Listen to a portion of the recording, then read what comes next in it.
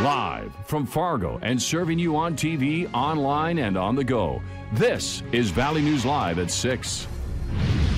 A case of pertussis, or whooping cough, has been confirmed in northwestern Minnesota. One student at Park Rapids High School.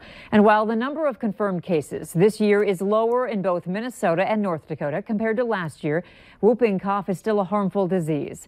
Valley News Team's Maddie Gelseth found out it's highly contagious and can lead to serious complications. Whooping cough. It doesn't sound that serious. It starts off with like a mild cold-like symptoms, runny nose, maybe a light cough. But left untreated, And you progress into those uncontrollable coughs. It can be deadly in the really young and the really old. the North Dakota Department of Health says that so far this year, 41 cases of whooping cough have been confirmed, compared to a total of 50 last year. And in Minnesota, 411 cases confirmed so far, compared to the 731 last year. There have been 7 confirmed cases in Cass County, 3 in Clay County, and 5 in Hubbard County so far. Obviously, there's more cases of pertussis, for instance, in the metro area just because of the amount of population there. SAP says whooping cough is a disease that can be prevented by getting vaccinated, and it's important to make sure parents do that. It's so easily spread that the more people that are vaccinated, the less people will get the disease. Simple actions like washing your hands, covering your cough, and staying home if you're sick can help prevent pertussis from spreading. If you or a family member are coughing for 2 weeks or more, SAP recommends visiting a doctor. In Fargo, Maddie Gelseth, Valley News Live. If you'd like to learn more about pertussis or whooping cough, visit valleynewslive.com and click on this story. Police cars and an ambulance gathered outside Cheyenne High School this morning for the school's second lockdown in 2 weeks. No one was hurt either time, but now parents want answers. Valley News Team's education reporter Veronica Marshall has been covering this story all day, and she joins us in the studio with the latest. Veronica? Andrea, the school says it went into an administrative lockdown to help a student who was having a personal crisis. Students who were inside the building tell us they heard banging and shouting during the incident, and one says their teacher locked the door and turned the lights off. West Fargo School says that didn't happen and that administrative lockdowns only ask teachers to close their classroom doors and keep students out of the hallway. The district says today's lockdown was put in place to protect the privacy of the student having the crisis. The high school sent an email out to parents explaining what happened during today's lockdown, though several parents said they didn't get the message.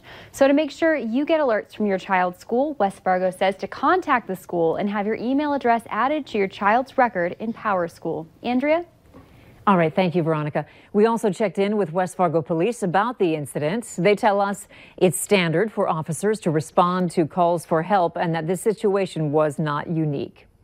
Police are asking for the public's help in tracking down whoever is responsible for a rash of vandalism over the weekend in Fergus Falls. The Fergus Falls Daily Journal is reporting that at least 17 vehicles were hit and at least one window was shot out by a BB gun.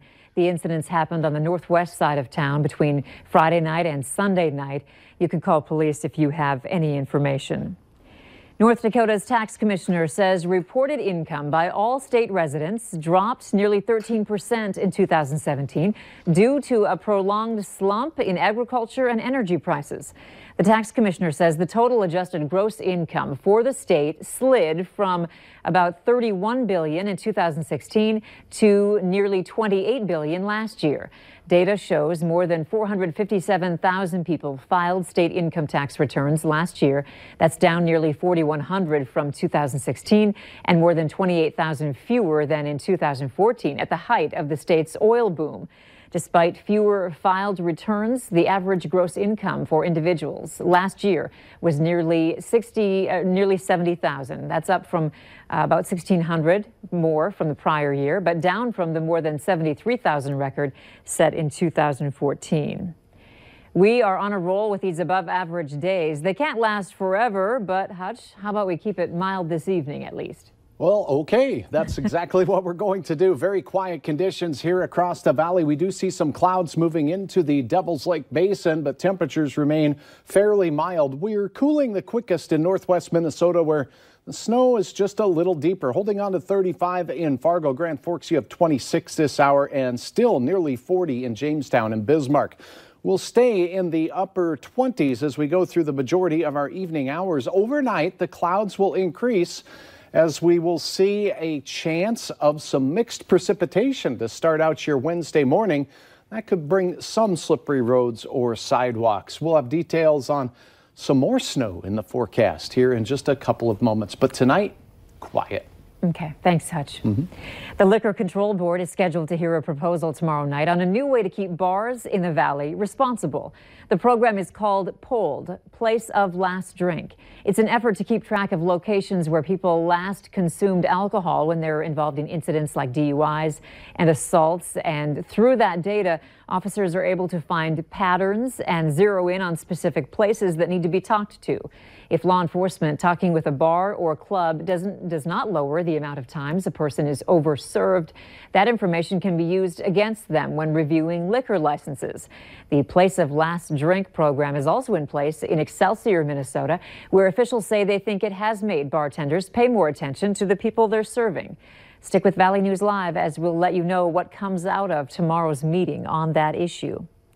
A small study suggests that transgender residents face high levels of discrimination while looking for housing in North Dakota. The High Plains Fair Housing Council conducted 15 tests to see if transgender residents were treated differently in Fargo, Grand Forks, Valley City, and Jamestown. The group found that 80% of the participants were shown fewer or inferior units than the control group. The organization says the study was conducted in hopes that lawmakers would consider banning discrimination on the basis of sexual orientation or gender identity. Similar proposals have failed in several previous legislative sessions. Today, Tim Walz named the first of his commissioners. They include former State House Speaker Margaret Anderson Kelleher to lead the Department of Transportation. Maplewood Mayor Nora Slawick will chair the Met Council, and Dayton Administration Budget Commissioner Myron Franz will keep that job under Walz.